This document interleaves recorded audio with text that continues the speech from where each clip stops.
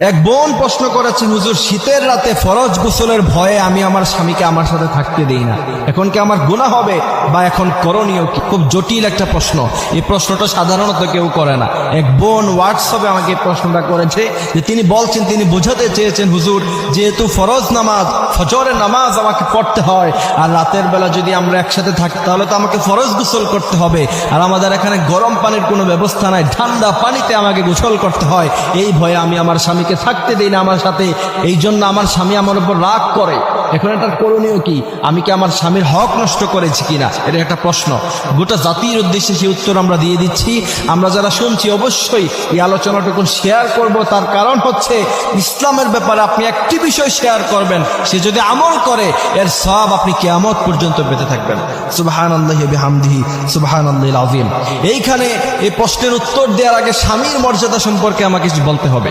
বিশ্বনবী সাল্লাল্লাহু আলাইহি সাল্লাম বলছেন, তোমাদের মধ্যে তোমাদের স্বামীদের মর্যাদা এত আকাশচুম্বী, যদি পৃথিবীতে আল্লাহ ব্যতীত অন্য কাউকে সিজদা দেওয়ার অথরিটি অনুমতি থাকতো তাহলে আমি গোটা পৃথিবীর সমস্ত মেয়ে লোকদেরকে বলতাম তোমরা তোমাদের স্বামীর পায়ে সিজদায় লুটিয়ে পড়ো। এ হচ্ছে স্বামীর মর্যাদা।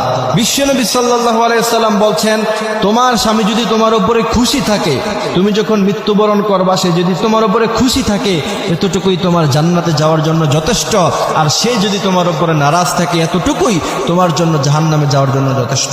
এ হচ্ছে স্বামীর মর্যাদা। এবার আসেন যে শীতের রাতে শুধুমাত্র ফরজ গোসলের ভয়ে আপনি যদি আপনার স্বামীকে আপনার সাথে থাকতে না দেন, আপনার গুনাহ হবে কিনা বা করণীয় কি?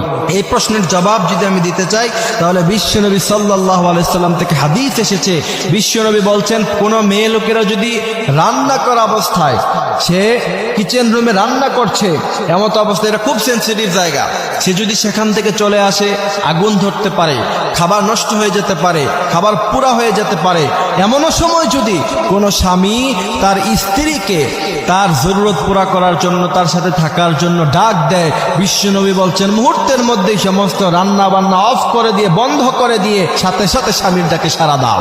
এরপরে দ্বিতীয় নাম্বার হাদিস, বিশ্বনবী সাল্লাল্লাহু আলাইহি সাল্লাম বলছেন, কোন স্বামীর তার চাহিদা হলো যে সে তার স্ত্রীর সাথে থাকবে এবং স্ত্রীকে সে আহ্বান করলো, সেই স্ত্রী যদি সেই স্বামীর ডাকে সাড়া না দেয়, বিশ্বনবী বলছেন ফজরের নামাজ পর্যন্ত, যতক্ষণ পর্যন্ত না সকাল হয় ততক্ষণ পর্যন্ত ফেরেশতারা তার উপরে, সেই নারীর উপরে লানত দিতে থাকে। কত বড় কথা!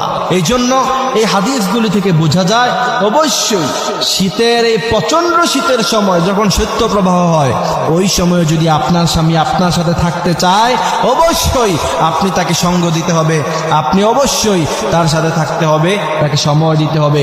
ফরজ গোসলের এই ঠুনকো ভয়ে আপনার স্বামীকে বলবেন হিটারের ব্যবস্থা করতে, প্রয়োজনে গ্যাসের চুলার ব্যবস্থা করবেন, গরম পানির ব্যবস্থা করবেন, সেটা আপনার স্বামী যদি আপনার জন্য না করে সে গুনাহগার হবে, আপনি তাকে সেই ব্যবস্থা করে দিতে বলবেন, সেও বাধ্য আপনাকে এগুলি ব্যবস্থা করে দেওয়ার জন্য।